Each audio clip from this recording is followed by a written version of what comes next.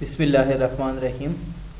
Financial reporting lecture number 21, जो हमारा पिछला लेक्चर था जिसमें हमने कैपिटल स्ट्रक्चर ऑफ लीज के बारे में बात की थी और ऑपरेटिंग लीज और कैपिटल लीज के बारे में बात की है। ठीक है, अब यहाँ पे कैपिटल लीज ट्रीटमेंट को जो है फर्दर एक्सप्लेन करते हैं, जो कि हम उसमें लीसी अकाउंटिंग के बारे में बात करते हैं इंस्टेड ऑफ लेजर। तो फर्स्ट वन देखें, लीसी अकाउंटिंग कैपिटल लीज ट्रीटमेंट, जो हमारे पास इलस्ट्रेशन की गई है यहाँ पे। फर्स्ट वन देखें इसको, हमारे पास जो ऑपरेटिंग लीज थी उसके बारे में हमने पिछले लेक्चर में डिस्कस किया था और उसके जो है जनरल एंट्री के बारे में भी हमने बात की थी। अब यहाँ पे जो है हमारे पास जो है, हम कैपिटल लीज के बारे में बात करते हैं। हमारे पास फर्स्ट वन है, lessee company signs a 5 years non cancellable lease with leisure company on January 1st, 2014.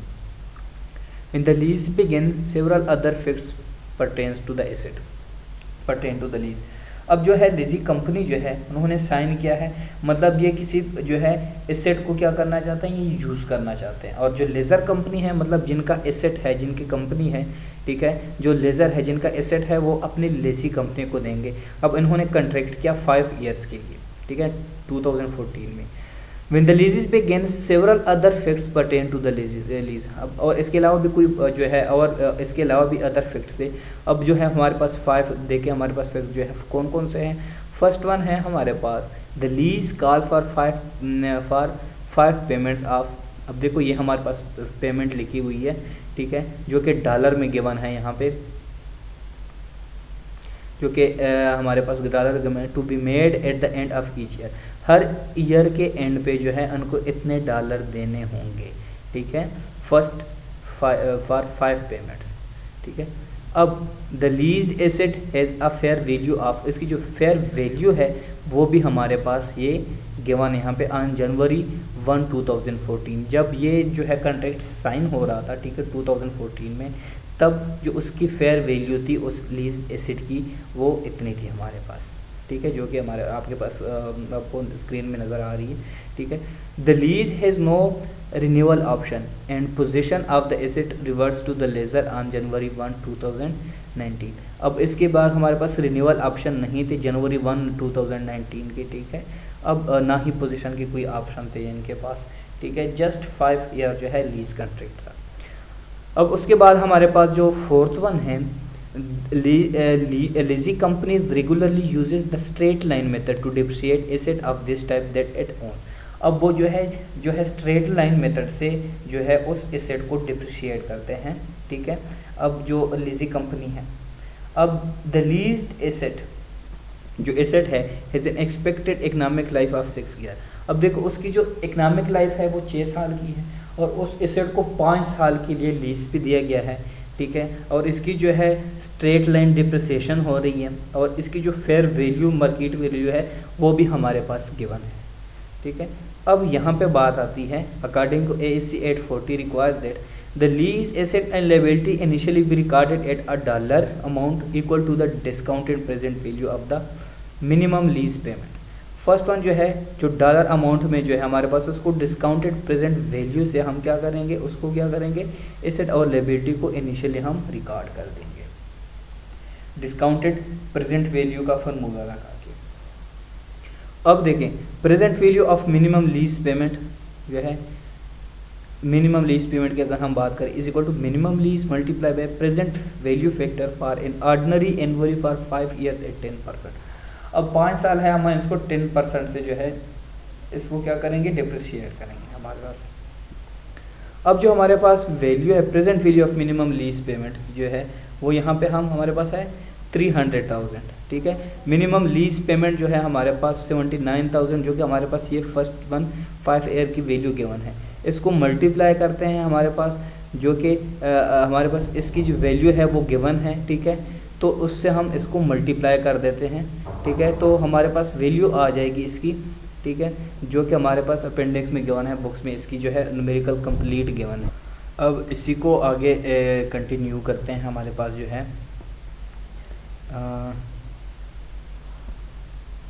अच्छा, कैपिटल लीज अकाउंटिंग ओवरव्यू, इसके ओवरव्यू देखते हैं। यहाँ पे देखें हमारे पास the balance sheet amount shown for the lease asset and liability are equal only at the inception and at the end of the lease. Initially और एंड ऑफ द लीज में जो है इसकी बैलेंस शीट में जो है amount है lease asset और एबिलिटी, ठीक है, इन दोनों की वैल्यू इक्वल होगी। जैसे कि यहाँ पे हमारे पास है प्रेजेंट वैल्यू, ठीक है, प्रेजेंट वैल्यू जो है अब लीज जो है वो इंसेप्शन में मतलब इनिशियली कितनी है $300,000 है यहाँ पे, ठीक है। एंड ऑफ लीज जो है यहाँ पे अमोटाइजेशन के बाद, ठीक है, उसका अमोटाइज होने के बाद लीज एसेट की वैल्यू 0 हो जाती है, ठीक है। यहाँ पे भी प्रेजेंट वैल्यू जो है वो जो है लीज लायबिलिटी है और ये लीज एसेट है। लीज एसेट की जो इंसेप्शन जो है यहाँ पे इनिशियली वैल्यू कितना 300,000 है, ठीक है, और एंड ऑफ लीज में जो है इसकी जो है वैल्यू 0 है, पेमेंट्स एंड इंटरेस्ट, ठीक है। यहाँ पे क्योंकि ये लायबिलिटी है, ठीक है, और पे करते हैं और इंटरेस्ट के तौर पर जो है इसको पे करते हैं और यहाँ पे अमोटाइज हो जाती है, ठीक है। तो ये है हमारे पास कि हमारे पास लीज एसेट्स और लीज लायबिलिटी की जो वैल्यू है वो Inception and and of the lease दोनों में इक्वल होती है। यहाँ पे 300,000 है और यहाँ पे भी 300,000 है। अब हमारे पास जो सेकंड पॉइंट है, the lease asset is amortize over time using a depreciation schedule for asset of this type. अब जाहिर बात है जो लीज एसेट है वो अब उसकी वैल्यू जो है अमोटाइजेशन के बेस पे होगी, ठीक है।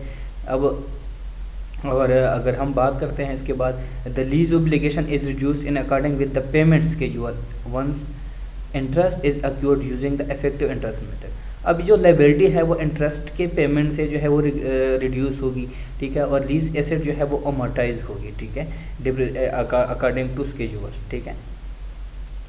अब नेक्स्ट जो हमारे पास वैल्यू है इसमें lease accounting effective interest rate जो हमारे पास गिवन है, ठीक है, जिसकी हमने बात की है।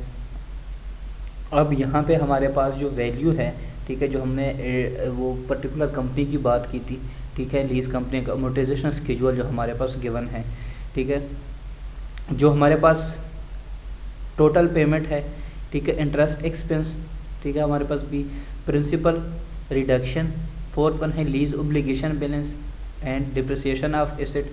उसके बाद हमारे पास है total amount capital lease expense, उसमें हम कॉलम बी और कॉलम ई, कॉलम बी मतलब इंटरेस्ट एक्सपेंस और डिप्रिसिएशन दोनों को प्लस करके हम इसकी वैल्यू लिखते हैं।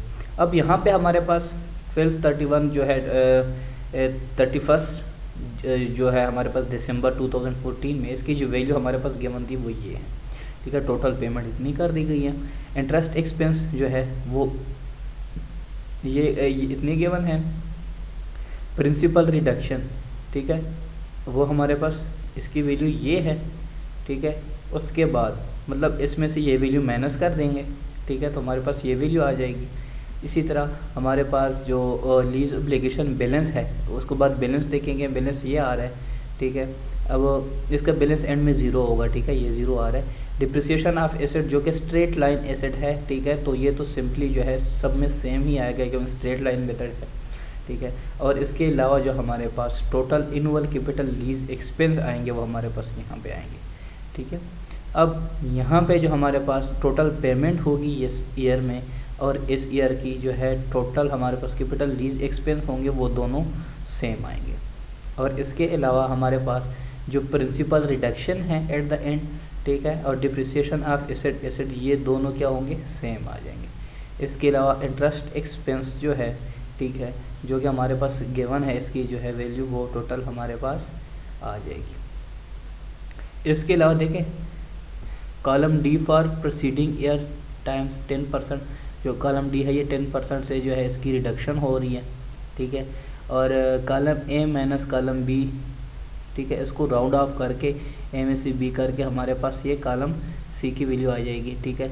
अब जैसे कि यहाँ पे एक एग्जांपल के तौर पर बताया गया है, इसको मल्टीप्लाई बाय 10% करेंगे, ठीक है, तो हमारे पास वैल्यू इसकी आ जाएगी इंटरेस्ट एक्सपेंस की।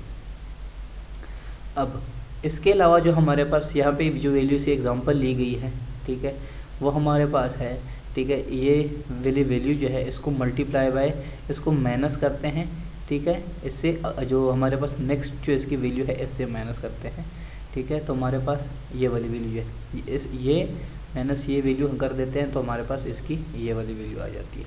अब इसके बाद जो हमारे पास ये वैल्यू कैसे आई है, ठीक है, क्योंकि ये फार्मूला है हमारे पास 30,000 डिवाइड 5 ईयर, तो 60,000 जो है डिप्रिसिएशन ऑफ एसेट की, जो कि सेम वैल्यू आ रही है सब में।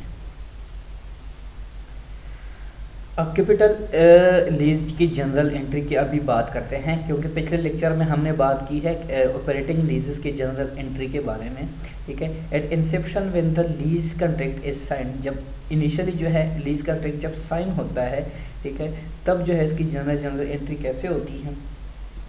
लीज एसेट जो कैपिटल लीज है, ठीक है, वो डेबिट हो जाएगा 300,000 से, और ओब्लिगेशन अंडर कैपिटल लीज जो है वो क्रेडिट हो जाएंगे, प्रेजेंट वैल्यू जो है ये उस लीज की। एट द एंड ऑफ 2014 में जो है फिर क्या होगा, ओब्लिगेशन अंडर कैपिटल ये जो है ये डेबिट हो जाएंगे, इंटरेस्ट एक्सपेंस जो है वो हमारे जो है यहाँ पे क्या हो जाएंगे, ये भी डेबिट हो जाएंगे, और हमारे पास कैश जो है यहाँ पे वो क्रेडिट हो जाएगा उस पर्टिकुलर, इन दोनों को प्लस करके ये जो है हमारे पास पर्टिकुलर अमाउंट से ये क्रेडिट हो जाएगा। उसके बाद डिप्रिसिएशन एक्सपेंस जो है वो भी एट द एंड ऑफ 2014 जो कि हमारे पास 60,000 है, ठीक है, 100,000 मतलब ये है 6 मिलियन है, और दूसरी तरफ हमारे पास अक्यूमुलेटेड डिप्रिसिएशन जो है लीज वो भी हमारे पास 60,000 है, ठीक है, वो उस पर्टिकुलर अमाउंट से क्या हो जाएंगे, क्रेडिट हो जाएंगे। उस interest expense eight the end of 2015, उसी तरह ये तो 2014। अब इंटरेस्ट एक्सपेंस की बात करते हैं, ठीक है, ओब्लिगेशन अंडर लीज, ठीक है, वो जो हमारे पास पिछले टेबल में वैल्यू थी, ठीक है, उसी तरह इंटरेस्ट एक्सपेंस ये भी क्रेडिट हो जाएगा, और कैश की वैल्यू यहाँ पे हमारे पास क्रेडिट हो जाएगी, इसकी वैल्यू भी क्रेडिट हो जाएगा, और कैश जो है हमारे पास यहाँ पे क्रेडिट हो जाएगा, इंटरेस्ट एक्सपेंस यहाँ पे डेबिट हो जाएगा। अब इससे जो नेक्स्ट वन है हमारे पास कैपिटल लीज की समरी देगा हमारे पास, ठीक है, तो a capital lease exist when the lease terms convey valuable property rights to the lessee that is one of और मोर ऑफ द फॉलोइंग। कौन कौन से हमारे पास चार के, ownership of the asset transfer to the lessee, ठीक है, जैसे कि कैपिटल लीज में हमने बात की है कि उसमें ऑनरशिप चेंज हो जाती है, ठीक है, लेजर से लीजी के पास जो है ऑनरशिप जाती है। सेकेंड वन है lessee can buy the asset by exercising a bargain purchase option, या तो फिर वो जो है उसकी बार्गेनिंग की वजह से वो अपनी लीज को परचेज भी कर सकता है, ठीक है। और थर्ड वन जो हमारे पास वैल्यू है जो कि है हमारे पास the non cancellable lease term is 75% और more of the estimated economic life of the asset. और फोर्थ वन है the present value of the minimum lease payment equal of exceed 90% of the fair value of the lease asset, ठीक है। तो ये value जो है इसकी, ये जो फोर जो हमारे पास हैं, ठीक है, ये हमारे पास गिवन है जब लेजी के पास जो प्रॉपर्टी की वो जो है उसके पास राइट चला जाता है। अब जो हमारे पास नेक्स्ट इसमें है, इसके बाद हमारे पास जनरल एंट्री आ जाती है इसकी, ठीक है। लीज्ड एसेट की जो है कैपिटल लीज जो है उसकी पर्टिकुलर अमाउंट से डेबिट करेंगे, और उसके अलावा ओब्लिगेशन जो है या कैपिटल लीज वो क्रेडिट हो जाएगा। उसके अलावा हमारे पास इसकी जो है डिफरेंट दो तरह की जो हैं, ठीक है, इसकी हो जाती है the capital lease it is a depreciated just like other asset possessed by the lazy the general entry is. तो उसकी जो है जनरल एंट्री कैसे होगी, जब लेजी के पास हो, या जब इसकी जो है ऑन द अदर हैंड जो है जब पीरियडिक लीज की जो कैश पेमेंट हो जाती है तो इसकी वैल्यू कैसे होगी, ठीक है। अब यहाँ पे जो है हमारे पास डिप्रिसिएशन एक्सपेंस के कैपिटल लीज जो है वो डेबिट हो जाएगा, और हमारे पास अक्यूमुलेटेड डिप्रिसिएशन कैपिटल लीज ये क्रेडिट हो जाएगा। ओब्लिगेशन अंडर कैपिटल लीज जो है ये डेबिट हो जाएगा, इंटरेस्ट एक्सपेंस जो है ये भी डेबिट हो जाएगा, और कैश जो है हमारे पास यहाँ पे क्रेडिट हो जाएगा पर्टिकुलर अमाउंट जो हमारे पास होगी। अब नेक्स्ट जो है हमारे पास जो हमने कास्ट की बात की है, ठीक है, एग्जीक्यूटरी कास्ट, जो कि कास्ट हमारे पास एग्जीक्यूशन से निकला है, ठीक है। यहाँ पे these are the cost of using the asset such as maintenance, taxes and insurance. ये वो कास्ट होती है जिस पे हम एसेट की जो है मेंटेनेंस करते हैं, टैक्स पे करते हैं, या इंश्योरेंस वगैरह जब होती है तो उसको क्या कहते हैं, एग्जीक्यूटरी कास्ट कहते हैं, ठीक है। अब देखिए according they are omitted when the determining minimum lease payment, जब मिनिमम लीज पेमेंट करते हैं तो ये वैल्यू तो माइनस हो जाती है। Individualise amount shown for the leased asset, तो हमारे पास जो कैपिटलाइज अमाउंट है वो कौन सी आ जाती है, instead they are charge to expense when incurred. Obligation under capital lease, ठीक है, इसकी वैल्यू डेबिट हो जाएगी। सेम इसी तरह इंटरेस्ट एक्सपेंस और मेंटेनेंस एक्सपेंस जो कि हमारे पास कास्ट जो है एग्जीक्यूटरी कास्ट में आ जाती है तीनों वैल्यू। उसके बाद जो कैश है हमारे पास इन दोनों को प्लस करके वो हमारे पास आ जाती है। ये जो तीनों हैं हमारे पास एग्जीक्यूटरी कास्ट में आ जाती हैं, ठीक है। ये जो सॉरी यहाँ पे मेंटेनेंस एक्सपेंस, यहाँ पे सॉरी सिर्फ एग्जीक्यूटिव कॉस्ट, क्योंकि यहाँ पे टैक्स और इंश्योरेंस की बात नहीं की गई है, ठीक है, सिर्फ यहाँ पे जो है मेंटेनेंस एक्सपेंस की बात हुई है। अब जो नेक्स्ट वन है हमारे पास, suppose lessee's corporation guarantee that the asset will be worth no less than 20,000 when the lease end. तो इसकी वैल्यू जो है हमारे पास यहाँ पे same without guarantee with guarantee इसकी वैल्यू जो है ये आ जाएगी, ठीक है। तो इसको जो है हम पर्टिकुलरली इसकी जो एग्जांपल है वो नेक्स्ट हम अपने लेक्चर में इसको डिस्कस करेंगे।